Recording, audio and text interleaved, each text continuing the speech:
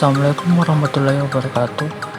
Untuk memenuhi tugas etika profesi, saya akan mempresentasikan pengertian etika profesi secara umum, etika profesi menurut para ahli, prinsip-prinsip dasar etika profesi, dan kode etik profesi. Sebelum memasuki materi, perkenalkan, nama saya Arya Indrawan Yaakub, NIM H0711711515, Prodi Ilmu Komputer, Angkatan 2017, Universitas Hasanuddin.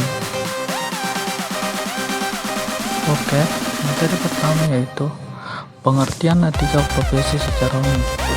Secara umum, pengertian etika profesi adalah suatu sikap etis yang dimiliki seorang profesional sebagai bagian integral dari sikap hidup dalam mengemban tugasnya serta menerapkan norma-norma etis umum pada bidang-bidang khusus atau profesi dalam kehidupan manusia. Selanjutnya, etika profesi menurut para ahli. Yang pertama, Lubis. Menurut Lubis, etika profesi adalah sikap hidup yang mana berupa kesediaan untuk memberikan pelayanan profesional terhadap masyarakat dengan keterlibatan penuh dan keahlian sebagai pelayanan dalam rangka melaksanakan tugas. Yang kedua itu Kaiser. Menurut Kaiser, etika profesi adalah sikap hidup berupa keadilan untuk memberikan pelayanan profesional terhadap masyarakat dengan penuh ketertiban dan keahlian sebagai pelayanan dalam rangka melaksanakan tugas berupa kewajiban terhadap masyarakat. Yang ketiga itu Utami dan Nugroho. Menurut Utami dan Nugroho, etika profesi adalah rumusan penerapan nilai-nilai etika yang berlaku di lingkungan pegawai atau karyawan.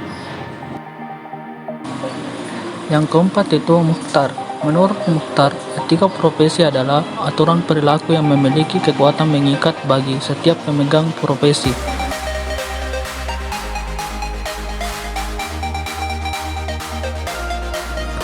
Materi selanjutnya yaitu prinsip dasar etika profesi.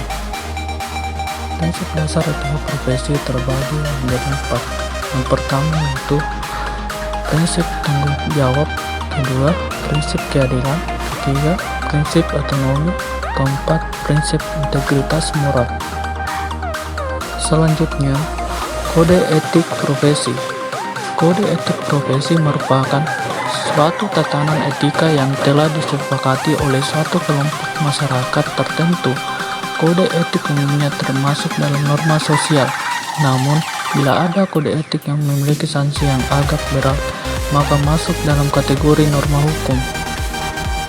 Kode etik juga dapat diartikan sebagai pola aturan, tata cara, tanda, pedoman etis dalam melakukan suatu kegiatan atau pekerjaan.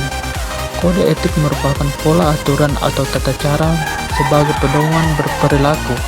Tujuan kode etik agar profesional memberikan jasa sebaik-baiknya kepada pemakai atau nasabahnya. Adanya kode etik akan melindungi perbuatan yang tidak profesional. Dan materi yang terakhir yaitu profesi IT yang paling dicari. Yang pertama, programmer. Seseorang yang beroperasi sebagai programmer harus mampu menulis kode dan mengerti algoritma. Biasanya programmer menguasai setidaknya satu bahasa pemrograman dan menguasai dengan baik. Yang kedua itu mobile developer. Developer lebih mahir dengan berbagai bahasa pemrograman dibanding dengan pemrogramer. Developer tidak hanya bisa menyelesaikan masalah dengan pemrograman, tapi sampai dapat membangun suatu produk. Yang ketiga itu database administrator.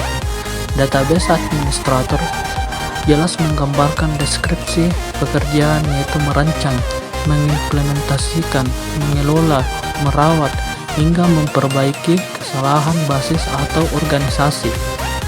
Yang keempat yaitu network engineer. Network engineer bertugas mengurus jaringan komputer atau telekomunikasi di sebuah organisasi.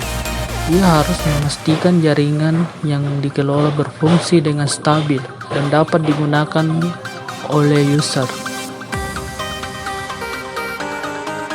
Ya, itulah materi yang sempat saya presentasikan. Lebih dan kurangnya mohon dimaafkan. Assalamualaikum warahmatullahi wabarakatuh. Terima kasih.